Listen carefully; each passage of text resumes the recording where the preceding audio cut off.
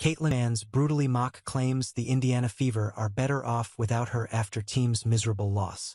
Caitlin Clark fans were quick to rebut controversial theories claiming the Indiana Fever are better off without her following their home loss to the Los Angeles Sparks on Saturday night. Clark missed her fifth straight game with a groin injury as she watched her teammates blow a fourth-quarter lead in the final minute of an eventual 89-87 defeat to the Sparks. After two dominant wins earlier in the week over the Minnesota Lynx and Las Vegas Aces, some WNBA fans believe the Fever were actually better off without their star player on the court.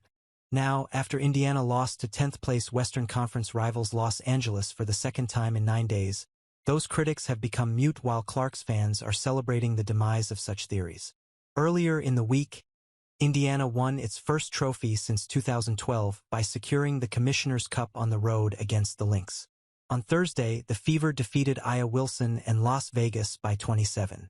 The team now has even records with and without Clark in their lineup, as they are 4-4 with her on the court and 5-5 with the Phenom watching from the sidelines. It turns out the Fever are not more dangerous without Caitlin Clark. One WNBA fan concluded, "RIP to the Fever are better without Caitlin Clark, July 2025 to July 2025. A second Clark supporter stated.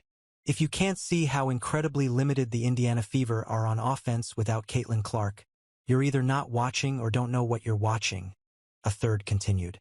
The team everyone says is better and more dangerous without Caitlin Clark just lost to the Sparks twice in a week #Fever. A final fan concluded, with the famous gif of battle rapper conceded. Clark could return to the court on Wednesday night when the Fever host the expansion Golden State Valkyries. The former Iowa guard missed 5 games at the beginning of the WNBA season with a quadriceps injury and has no stated timetable for her return to the court in present day. Saturday's miserable loss is 2 weeks before the WNBA All-Star Game in Indianapolis, where Clark was voted a captain despite her multiple absences. She was named an All-Star Game captain by being one of the 2 players receiving the most fan votes. Lynx star Napheesa Collier and Clark will now have the opportunity to draft from a pool of the other WNBA All-Stars to create 2 teams ahead of the festivities.